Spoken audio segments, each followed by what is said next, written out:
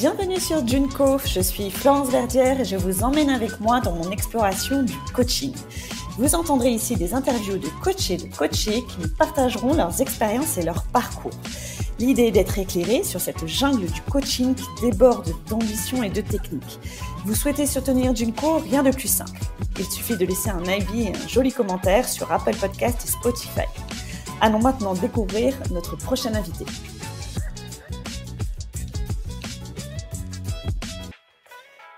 Bonjour à toutes et à tous, bienvenue dans le 15e épisode de Junko. Aujourd'hui, je reçois Léa Andrin, qui est coach professionnel, spécialiste transition professionnelle, carrière et futur du travail. Salut Léa. Salut Florence. Un grand merci d'avoir accepté cette invitation. Merci à toi de m'avoir invitée. Je suis ravie d'être avec toi ce matin pour discuter de tous ces sujets. Alors, on va commencer par une première question que je pose toujours dans le podcast. C'est de savoir comment le coaching est entré dans ta vie. Alors, comment le coaching est entré dans ma vie? Je dirais qu'il y a eu 2 phases. Je pense que la première, elle a été assez inconsciente et c'est vraiment la genèse de ma propre transition professionnelle. À l'époque, j'étais responsable marketing dans une agence d'acquisition digitale à Paris. Ça faisait à peu près 1 an que j'étais là-bas et je voyais pas mal de dysfonctionnements dans le management et je voyais aussi pas mal de talents, de personnes hyper talentueuses qui n'étaient pas à leur place et qui du coup gâchaient le temps, l'énergie et l'argent et de l'entreprise et le leur et la leur. Et en fait, à ce moment-là, je me suis dit, j'aimerais aider ces gens. Moi, j'avais déjà activé mon radar pour changer de voie professionnelle. Mais j'avais envie d'aider mes collègues, les gens que j'adorais dans cette entreprise. Et je me suis dit, en fait, moi, je ne peux pas les aider à titre perso parce que la prise de conscience, elle doit venir d'eux. Et donc, c'est comme ça que j'ai créé le Tilt, mon podcast. Et en fait, a posteriori, je pense que c'était vraiment ma première réalisation de coach. C'est-à-dire qu'on ne peut pas permettre aux gens, enfin, c'est pas en disant aux gens, il faut faire ci, il faut faire ça, qu'on les aide. C'est vraiment en leur donnant des outils pour trouver les réponses par eux-mêmes qu'on a vraiment comme ça un impact pour eux dans leur vie. Et je pense qu'en fait, c'était ma première réalisation de coach sans être coach et sans encore mettre ce mot-là dessus. Donc ça, c'était il y a, je pense, 7 ans maintenant. Et la seconde, ça a été quand moi, je me suis fait coacher. En fait, je te disais, j'étais responsable marketing pour une agence d'acquisition digitale. Et en fait, j'ai opéré un premier changement de poste sur des fonctions connexes à du marketing. C'était pas du marketing pur, mais ça y ressemblait. En fait, j'ai changé pour une start-up dans le domaine du voyage adolescent. J'ai changé le 2 janvier 2020 et passé en 2020, on a été confinés toute l'année et donc les ados ne sont jamais partis en voyage et la boîte a sombré. Et en fait, ce qui s'est passé à ce moment-là, c'est que moi, j'avais déjà mon podcast. J'avais lancé en 2019 où je parlais de futur du travail, de transition de carrière et de carrière. Et je me suis retrouvée au bout de 6 mois, en juin 2020, hors de la boîte parce qu'elle n'était pas en très bonne santé et je ne savais plus quoi faire en fait. Je me disais, mais c'est quoi la suite de ma carrière finalement? J'en parle à mon micro, je vais chercher des solutions pour tout le monde, mais moi, c'est quoi ma solution à moi? Et donc, je me suis fait coacher à l'époque, en août 2020, et ça a été vraiment la manière de moi expérimenter le coaching, la pratique quoi pour moi en fait, en voir la puissance. D'accord, ok. Et donc tu es, on disait, très orientée donc, vers les transitions professionnelles. Est-ce que tu peux nous expliquer, nous définir ce qu'est une transition de carrière? Ouais, tout à fait. Alors en fait, une transition professionnelle, c'est un moment où on va venir changer soit de fond, soit de forme de travail. Donc on peut changer le métier, on peut changer la pratique, mais on peut aussi changer ce que moi j'appelle la forme de travail, c'est-à-dire CDI, portage salarial, freelance. Ça aussi, c'est en général un gros changement dans une vie professionnelle, de changer de statut. Et donc moi, je parle et du fond et de la forme de travail. Et une transition professionnelle, c'est quand on change soit l'un, soit l'autre, soit les deux. D'accord. Et quelles sont les bonnes questions pour toi à se poser justement quand on envisage ces changements professionnels? Alors, je pense que la première chose à se demander, c'est vraiment faire un point sur comment je me sens actuellement Qu'est-ce qui bloque pour moi actuellement? Est-ce que c'est un problème de conflit dans mon équipe, conflit relationnel? Est-ce que j'ai perdu le sens sur mes missions? Est-ce que l'entreprise dans laquelle je travaille aujourd'hui, bah, son impact ne me convient plus? Je donne un exemple pour illustrer, mais quelqu'un qui travaillerait, je ne sais pas moi, dans un poste de développement produit chez Sanofi, admettons. Est-ce que, est-ce que le travail au quotidien, il me plaît? Est-ce que mes missions de développement produit me plaisent ou non? Est-ce que Sanofi, son impact, ce qu'il développe, etc., ça fait sens pour moi? Est-ce que ça résonne avec mes valeurs? Donc ça, c'est les premières questions qu'on peut se poser. Et puis aussi, une question intéressante, c'est de savoir si ça fait longtemps qu'on est dans cette réflexion-là. Est-ce que c'est une nouvelle sensation, cette sensation de désalignement avec mon travail? Est-ce que ça fait 2 semaines? Est-ce que ça fait 2 mois? Est-ce que ça fait 2 ans? Ou alors est-ce que c'est depuis mes études? Souvent, ça arrive aussi. D'essayer un peu de mettre le curseur sur à quel point le problème d'orientation professionnelle, il est là depuis longtemps, en fait. Ok. Et donc, pendant ces transitions professionnelles, quels sont les leviers à actionner pour pouvoir avancer? Alors, moi, j'ai une méthode en 4 piliers. Et en fait, je pense vraiment que c'est un chemin qui facilite la transition professionnelle. Je précise quand même, moi, je fais des transitions professionnelles que j'appelle significatives, c'est-à-dire que si tu travailles chez L'Oréal et que tu veux aller travailler chez, je sais pas moi, Hermès, bah, sur le même type de poste, je suis pas forcément la bonne personne pour t'accompagner, même si c'est un changement de carrière, hein. Mais moi, je fais plutôt des changements significatifs. Par exemple, une ingénieure qui reprend des études de médecine pour devenir médecin généraliste, une ancienne responsable de magasin bio qui devient graphiste. Tu vois, c'est vraiment des Des changements de vie changements assez, tranchés, quoi, ouais, vraiment des avec changements de des... vie assez profonds. Ouais. En fait, c'est la carrière qui drive un changement de vie plus significatif. Et donc, je te disais quoi? Les 4 piliers. Les 4 piliers. Et Mhm. donc pour y arriver, pour moi, il y a une première chose à faire, c'est, de se reconnecter à soi, ses envies, ses besoins. C'est vraiment la base, selon moi, parce que bien souvent, quand on a été en poste 5, 10, 15, 20 ans, en fait, on a un peu laissé, qui on est, sur le côté pour, bah, continuer dans cette voie-là. Donc ça, c'est la première chose. Ensuite, il y a un très gros sujet de clarté du projet. En fait, on ne change pas de métier, on ne change pas de carrière si on ne sait pas précisément où on va. En fait, c'est simple, c'est-à-dire que si on ne sait pas où on va, on n'arrivera pas à mobiliser nos ressources, notre énergie, nos capacités intellectuelles, notre créativité pour aller nulle part, en fait. Notre cerveau, Mhm. notre corps n'est pas fait comme ça ne marche pas comme ça. Donc il y a un truc de clarté du projet. Qu'est-ce que je veux faire maintenant? À quoi ressemble cette nouvelle orientation de carrière? Et puis ensuite, il y a un autre pilier, c'est celui de se l'autoriser, de se le permettre. Parce que ben, quand on est responsable de magasin bio ou qu'on est ingénieur agroalimentaire, devenir graphiste, c'est pas évident. On a grandi avec une certaine idée du parcours qu'on devait avoir, qu'on voulait avoir, et puis au final, on se retrouve avec nos vraies aspirations qui ressortent. Qu'est-ce qu'on fait tout ça? Comment moi je le gère et comment je l'assume aussi à l'extérieur, en fait. Donc ça, c'est un gros pilier. Et le dernier, c'est la mise en action. Euh, je dis toujours à mes clients, il y a un temps pour les idées et il y a un temps pour le concret. Et en fait, le coaching permet ça, permet d'aller dans les idées et permet aussi d'aller dans les choses concrètes. On ne reste pas juste sur des idées sur un bout de papier. Sinon, c'est pas vraiment du coaching, quoi, en fait. S'il n'y a rien qui a vraiment bougé de manière tangible. Même un petit truc, mais quand même, il faut l'ancrer dans la vraie vie, quoi. D'accord. Donc là, l'accompagnement du coaching, ça permet de passer par ces quatre étapes Ouais, pour après avoir du passer à l'action et pouvoir avoir quelque chose de concret, quoi.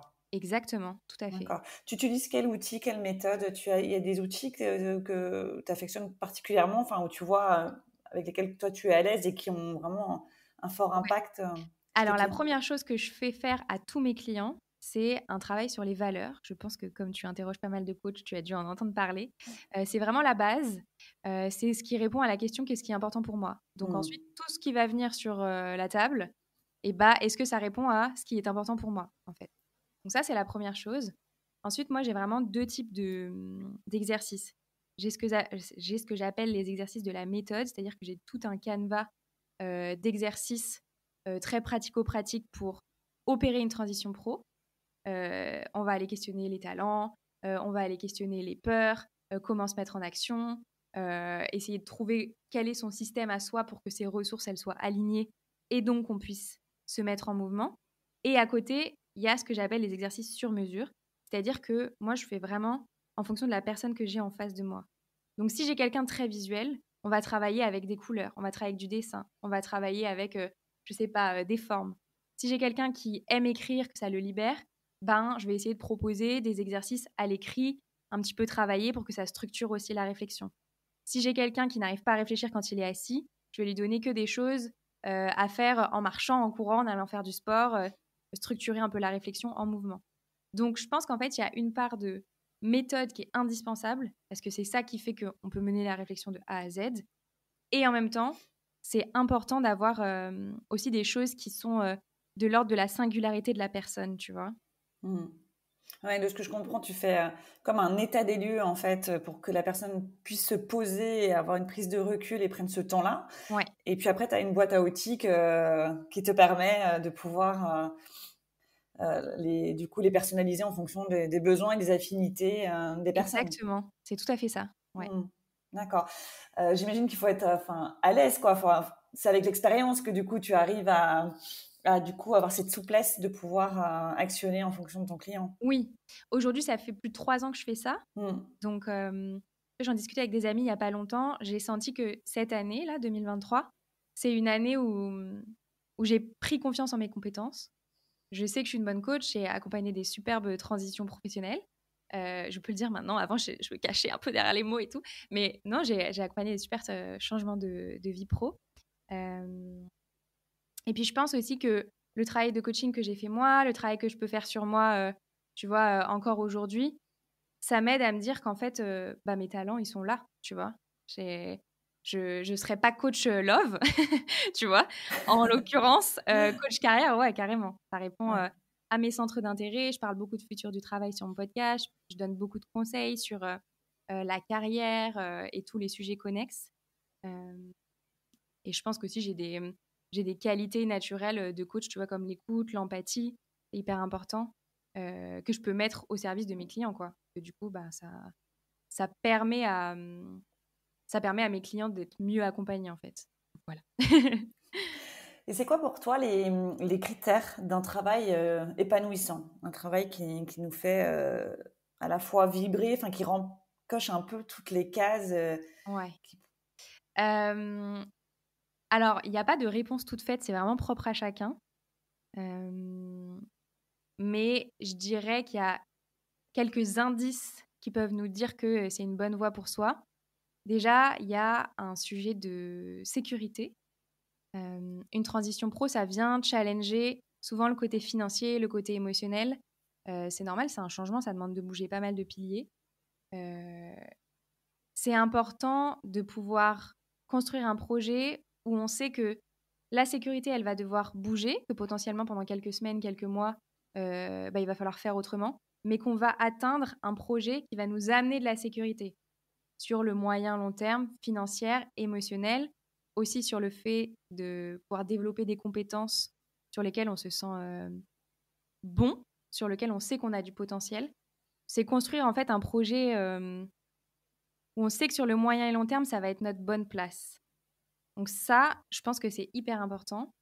Et ensuite, c'est très personnel, mais moi j'ai lu beaucoup de bouquins sur l'histoire du travail, sur qu'est-ce qui se passe aujourd'hui dans nos modes de travail. Il y a beaucoup de gens qui ont envie de devenir indépendants, micro-entrepreneurs, etc. Je pense qu'il y a un truc très important, c'est de pouvoir avoir la maîtrise de l'impact. Dans le jargon futur du travail, on appelle ça la maîtrise de l'impact. C'est le fait de voir des résultats tangibles à notre travail quotidien. En fait, on est tellement déconnecté aujourd'hui dans notre société de bullshit jobs, des layers et des layers de hiérarchie qui veulent plus rien dire qu'en fait, Il y a des gens, ils se lèvent le matin, ils font des tâches qui n'ont aucun sens et ils savent même pas où partent ces tâches, en fait. Et le fait d'être déconnecté de à quoi sert ce que je fais, et c'est terrible, en fait. Et je pense que vraiment, ça, c'est quelque chose de très important de se dire, OK, je sais à quoi va servir mon prochain métier et ma prochaine carrière, en fait. Tout le monde n'est peut-être pas d'accord avec moi, mais je pense que c'est vraiment quelque chose de très important, en fait. D'accord. Et donc bon, voilà, il y a un moment d'inconfort, quoi. Clairement, quand on est Ouais. entre deux, surtout quand on a quitté un job sans savoir ce qu'on allait faire après. Ça, c'est dur. Et est-ce que tu as des conseils pour gérer cette période d'inconfort, de Ouais, transition? alors, c'est marrant parce que dans mon package d'accueil de mes clients, le premier document que je leur donne, c'est un document sur le changement. S'ils travaillent avec moi, ça veut dire qu'ils ont envie de changer quelque chose. Et en fait, le changement, c'est inconfortable. Donc, il faut faire sa paix avec le fait que je ne peux pas changer de projet de A à B sans rien bouger. En fait, ça n'existe pas. Donc, il y a une période de confort inconfortable, euh, d'inconfort. Et la question que je leur pose en général, c'est est-ce que tu préfères traverser là une période d'inconfort pour derrière aller chercher du confort sur le moyen long terme? Ou est-ce que tu préfères rester dans un confort financier, émotionnel, en termes de sécurité, etc., qui est inconfortable et que tu ne pourras pas bouger? Donc, quel confort inconfortable t'as envie de choisir, en fait? C'est un peu Ouais, ça le... Elle est ouais. dure, cette question, mais elle est importante, je pense. Ouais, ouais, c'est ça. Mais est-ce que justement les personnes ne se retrouvent pas dans un tel questionnement que en fait, de toute façon, leur job actuel n'est plus confortable, donc c'est un peu, tu sais, foutu pour foutu, qui était Ouais. inconfortable, bah autant y aller, quoi. En Le fait, ça vivre. dépend des profils. Ouais. Il y a des gens qui vont vraiment être au bout du cycle professionnel dans lequel ils sont et c'est bon, ils ont déjà lâché des valises derrière eux, ils sont en mode c'est bon, je suis prêt. Et puis il y en a qui ont plus de stress, plus d'angoisse par rapport au changement financier. Et du coup, c'est obligé de se faire plus en douceur, peut-être plus en longueur dans le En temps. longueur. Mm. Mm. Ok. Donc, on l'a dit, le monde du travail là évolue beaucoup. Imaginons que tu sois face à quelqu'un qui pas trop très au fait de ce qui se passe. Mhm. Qu'est-ce que tu lui dirais sur les nouvelles formes du travail qui émergent là actuellement dans le monde du travail? Euh, Moi, j'aime bien réancrer les choses dans l'histoire et les contextes qu'on a pu traverser par le passé. En fait, le salariat, c'est quelque chose d'assez récent. C'est arrivé après, enfin pendant l'ère industrielle. C'est vraiment ça qui a fait émerger le salariat. Et nous, on a l'impression que c'est là depuis toujours, que c'est la seule et unique voie professionnelle. Et attention, je dénigre pas le salariat parce qu'il y a plein de bonnes opportunités aussi dans cette forme de travail-là. Mais en tout cas, il y a le sacro-saint CDI. On a l'impression qu'il existe depuis toujours et que toute autre voie est une voie un peu d'atypique ou une voie qui n'apporte pas de sécurité. Et en fait, on le voit là depuis 10, 15, 20 ans, il y a des nouvelles formes de travail qui émergent. Il y a le portage salarial. Moi, j'accompagne beaucoup de slashers, c'est-à-dire que c'est des gens qui cumulent des métiers différents et des formes de travail différents. Ils peuvent être par exemple 50% en CDI dans une boîte et 50% freelance sur un autre métier. Et en fait, tout ça, c'est aussi accompagné de la désagrégation du contrat employeur-employé. Alors, je m'explique. En fait,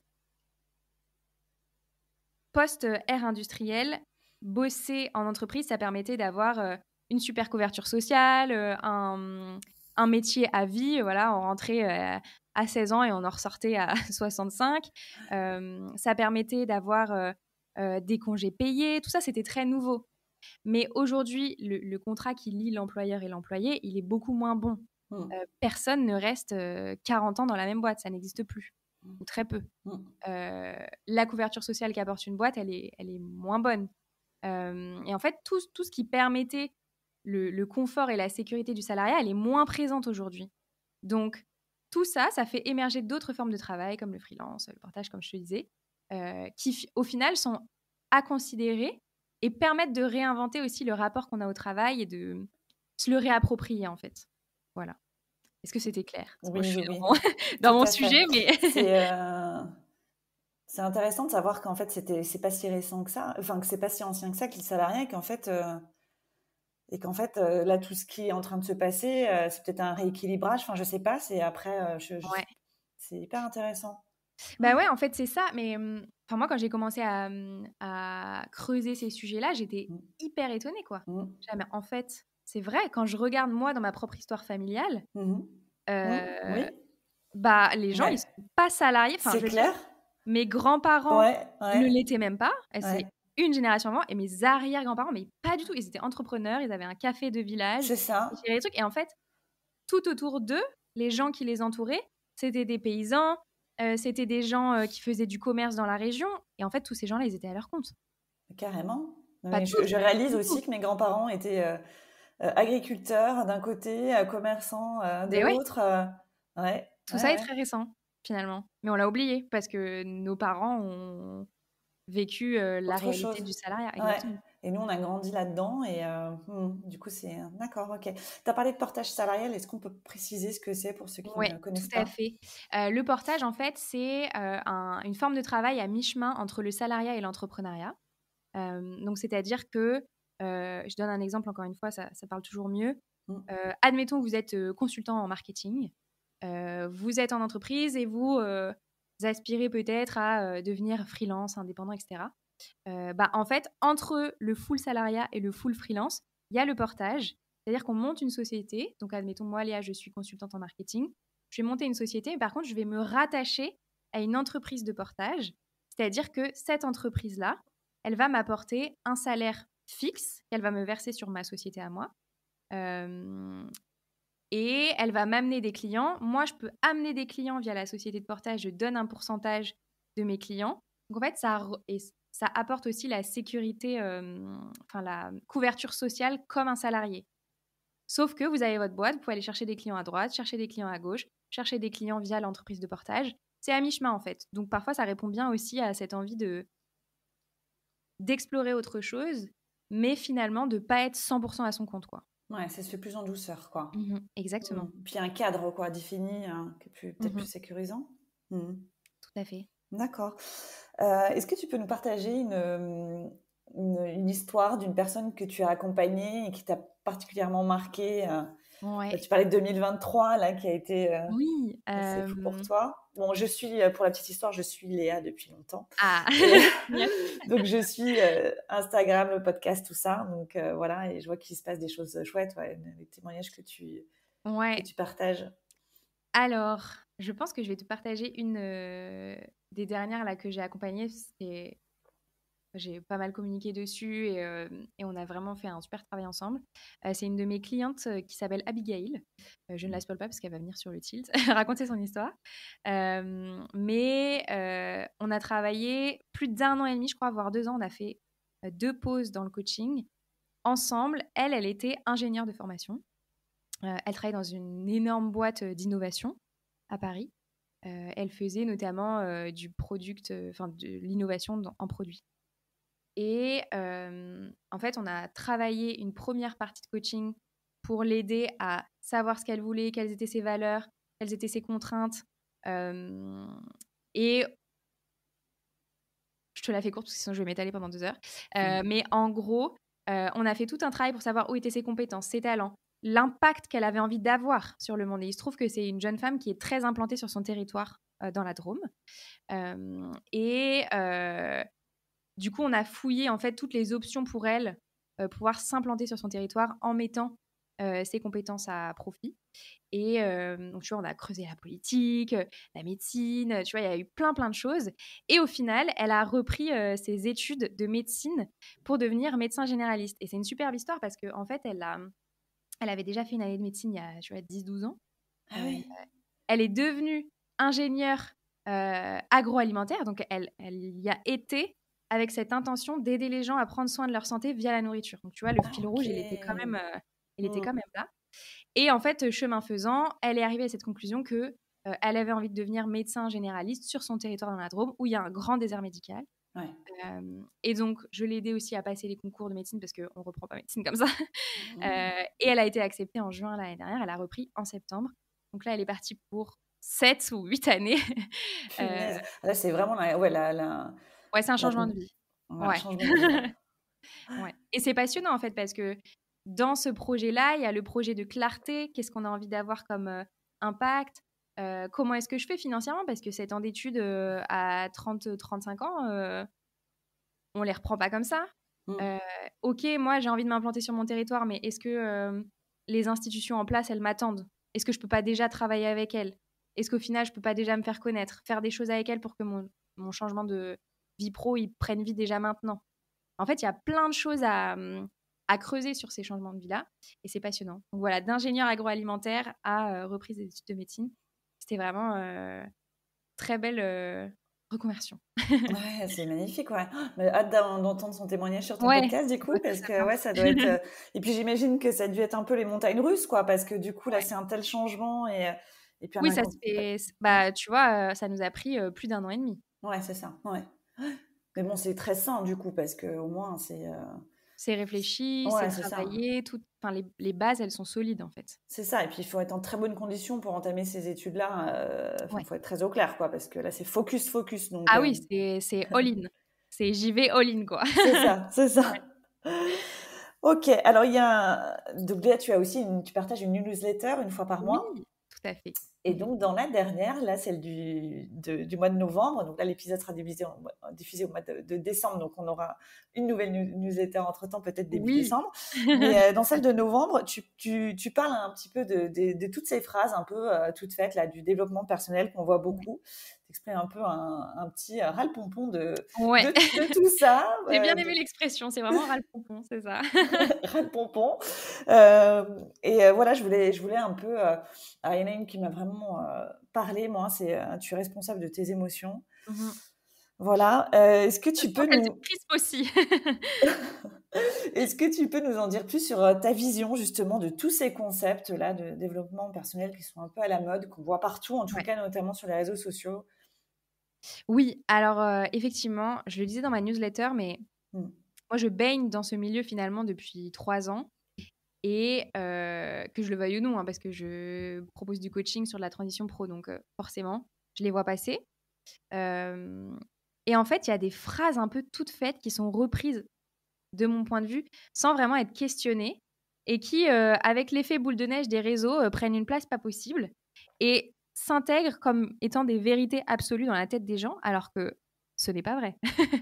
Et donc celle sur les émotions, que j'ai, moi, à titre personnel, entendue déjà plusieurs fois, au fil de ma carrière et que j'entends parfois, chez mes clients qui, sont, en entreprise et qui parfois ont des challenges relationnels dans leur boulot, c'est tu es responsable de tes émotions. Alors oui, mais pas 100% quand même. Je m'explique. Euh, Moi, j'ai fait des études au Canada sur la communication interpersonnelle et organisationnelle. Et donc, j'avais 18 ans. La première fois que j'ai entendu parler de ce concept-là, il m'a vraiment beaucoup marqué.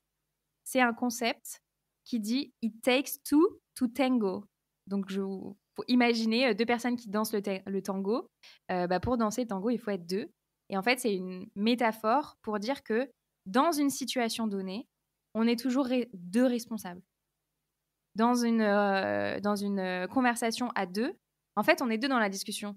Donc, si moi, je t'envoie un boulet de canon en disant Oh là là, Florence, le dernier meeting que tu as mené, franchement, pas ouf, d'habitude, t'es meilleure, je sais pas ce qui t'arrive. Ok, toi, tu vas montrer une frustration, peut-être une stupeur en mode qu'est-ce qui m'arrive, comment je vais gérer ça. Et derrière, la personne, elle va te dire oui, enfin, si tu le prends comme ça, réfléchis quoi. Enfin, tu es responsable de Mm. tes émotions, c'est que ça Mm. vient te trigger sur quelque chose de C'est ça, précis. c'est ça. Ça, Bah, en fait, non, tu m'as envoyé un boulet de canon, tu as remis en cause mon estime de moi, mon travail. Oui, j'accuse le coup. Permets-moi de te dire que tu as le droit de, toi aussi, veiller à faire passer les messages de manière la plus bienveillante et professionnelle possible, quoi. Mm. Bon, voilà. Mais c'est hyper important. Et aussi, on le voit beaucoup dans les discours de développement personnel. Le truc des émotions, c'est apprends à gérer tes émotions, apprends à faire quelque chose, etc. Mais en fait, tout n'est pas entre nos mains. C'est hyper culpabilisant, je trouve, de dire à quelqu'un tu as de la colère, tu as de la peur. mais c'est dans tes mains, c'est toi qui dois en faire quelque chose. Bah non, en fait, c'est plus compliqué que ça, parfois, souvent même. C'est clair qu'on a ça sur les épaules, quoi. On se prend Ouais. ça, tu es responsable de tes émotions. Tu es là: «Ouais, OK, alors attendez là, Ouais, on vit dans un heu, système, en fait. ouais, On ne vit pas seul, isolé, enfin, il y a aussi des problématiques systémiques qui font que, je peux me sentir stressée, je peux avoir peur de quitter mon boulot, je peux avoir peur de parler à un tel, pour, plein de raisons et en fait, oui, j'ai ma part de responsabilité parce que j'ai envie que la situation avance au mieux pour moi, mais je ne suis pas responsable du système et de ce qu'on m'envoie, en permanence, quoi. merci Léa, ça fait du bien». Je t'en prie, je l'ai dit avec, mais beaucoup de de conviction, mais vraiment ça me gonfle, quoi. Ouais, c'est sûr, ouais. Donc j'ai vu aussi, la naissance d'un collectif. Oui, tout à fait, ouais. Est-ce que tu peux nous en parler un peu de ce Exactement. collectif? Alors j'ai cofondé un collectif, en janvier, 2023 où on est, en fait 4 podcasteuses sur des thématiques de futur du travail. Et l'idée, c'est qu'en fait, chacune de nous a, une posture et une audience différente sur ces sujets-là. Donc on va avoir Delphine, qui, elle, a le podcast «L'entreprise de demain» qui s'adresse à des dirigeants. Elle va adresser des questions de, transformation des organisations et de leadership. Sophie, qui a le podcast Chef, elle s'adresse à des DRH et des managers. Et avec un prisme, cette année orienté un peu plus, responsabilité durable des entreprises. Moi, je m'adresse aux talents. Comment est-ce que je trouve ma place dans ce monde professionnel-là? Et on a Valentine qui, elle, mène, des recherches, en fait, sur les sujets. Donc elle propose des manifestes, des écrits pour, éclairer certains points sur ces thématiques-là. Et en fait, à nous 4, on a une vision, assez, finalement éclectique et commune, du futur du travail et on a envie de le proposer, sous une vision, optimiste. Donc collectif SOWO, SOWO pour Spreading an Optimistic World of Work. Excuserez mon anglais. Ah Mais si, voilà, c'est pas mal, hein? on pense ah ouais, Ah ouais. je prends. Mais en fait, on voit beaucoup de discours, sur le burn-out, sur, la fin des entreprises, bienveillantes, que vont devenir les talents, on est mal payé. Enfin voilà, il y a beaucoup de médiatisation de ces sujets-là et nous qui creusons depuis, entre, 3 et 5 ans ces sujets, mais en fait, il y a plein d'initiatives cool, quoi. Il y a plein de voies alternatives qui fait Carrément, que le travail peut être cool carrément. et donc on a envie de mettre ça, en lumière. Voilà. Génial. Et donc vous le faites de sous quelle façon? Des épisodes de podcast, Exactement. Ouais? Mmh. Ouais, en fait, là, cette année, on a produit des épisodes de podcast, donc on prend des thématiques, tu vois, qui nous semblent, importantes. Donc, par exemple, on a questionné, la place de la santé mentale dans le milieu professionnel. Est-ce que c'est une responsabilité collective ou individuelle? On en revient au même point que tout à l'heure.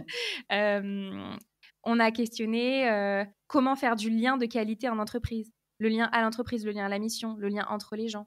Donc on vient prendre des thématiques un peu clés et on se met autour d'une table et on lance des questions et chacune, met son prisme sur le sujet. Delphine, elle va parler plutôt du prisme des dirigeants, Sophie des DRH, moi des talents et Valentine du côté, recherche. Hem et voilà, en fait, on a envie d'éclairer les gens dans leurs réflexions, quoi, sur le monde du travail et et de l'espoir, en fait. Mais on sent de toute Avant façon l'espoir parce que déjà tu parles de talent, donc ouais, rien que bah, ce ouais. mot, Mmh. tu vois, il donne envie Ouais. d'aller, de l'avant, quoi, ça Bah, en fait, c'est hyper intéressant que tu me le dises, c'est la première fois que j'y pense, mais tu sais, au tout début de notre discussion, je te disais, moi, ce qui me rendait folle, ce qui me frustrait de fou, c'est de voir des gens mmh, talentueux mmh, qui passaient, 4 heures de leur journée devant YouTube parce que soit ils avaient rien à faire, soit, c'était, pas leur place, en fait, et qu'ils avaient pas mmh, envie de le faire. mmh, Et vraiment ce truc de je suis un chemin dans lequel, j'ai des talents naturels.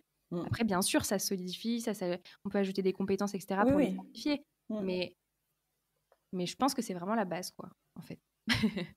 Voilà. Et ce collectif, au-delà d'éclairer les gens, vous avez envie d'en faire une offre, enfin proposer aux entreprises à Ouais. vos ouais? Ah, c'est intéressant. OK. Alors, oui.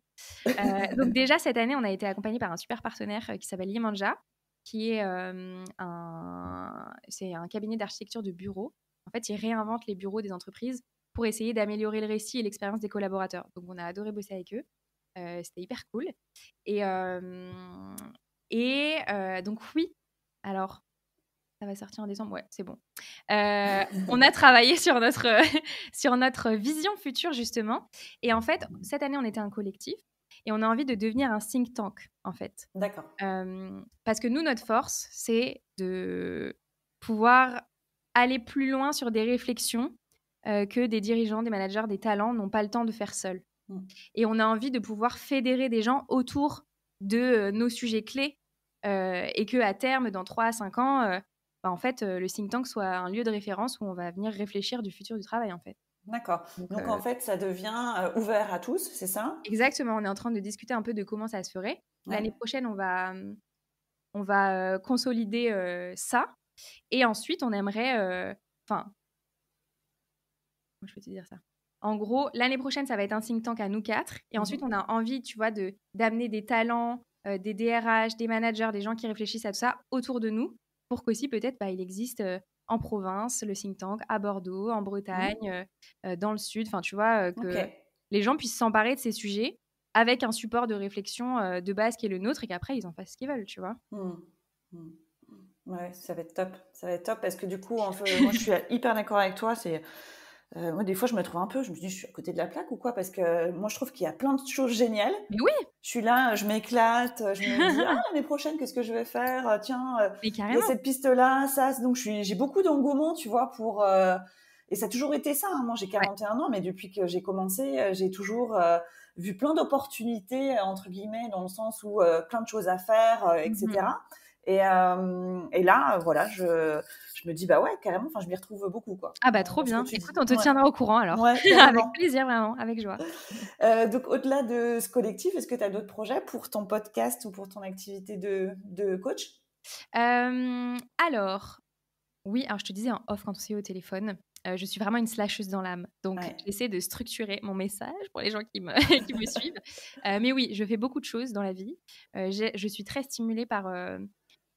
les nouveaux projets, voilà, c'est quelque chose qui est très important pour moi. Donc, j'ai mon podcast depuis 4 ans, le Tilt, j'ai lancé en 2019 et j'aimerais bien pouvoir le déployer davantage. Donc, je suis seule aux commandes, donc je n'ai pas toujours le temps et l'énergie de produire des épisodes pour qu'il y en ait toutes les semaines de l'année. Mais j'aimerais bien pouvoir trouver un système ou un sponsor, tu vois, qui m'aide à justement... soutenir ce média-là. D'accord. Donc ça, c'est un de mes projets. Je fais... sur le Tilt, je parle beaucoup à des talents qui se questionnent à titre individuel, mais je travaille aussi en entreprise. Donc, j'accompagne des personnes en entreprise aussi sur des sujets de carrière. Tu vois, l'année dernière, j'ai pu animer des ateliers auprès de DRH pour qui se questionnent sur les aspirations de leurs talents. Tu vois, j'interviens aussi sur des questions un peu clés de transition en interne, de déploiement des talents en interne auprès d'entreprises. D'accord. Voilà. Donc, mais je suis un peu comme toi, moi je suis une optimiste, je vois des opportunités partout. Donc, oui. Ouais. Bon, super, Léa, c'était hyper intéressant. Vraiment, merci pour ce partage. Merci à toi. J'ai une dernière question que je pose toujours aussi sur le podcast. C'est qu'est-ce que tu aimerais qu'on retienne de notre échange?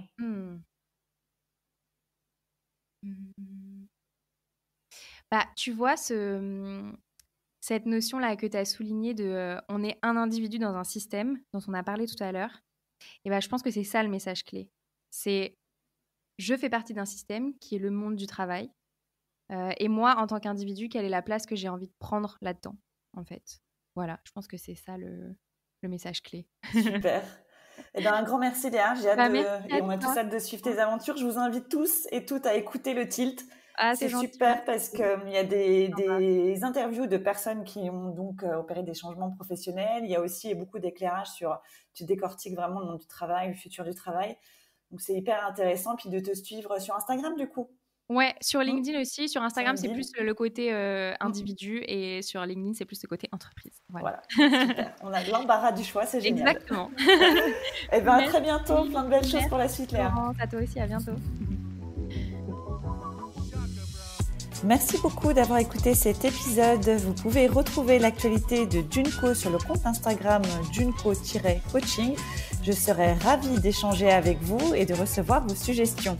Je vous retrouve très vite pour un nouvel épisode. À bientôt.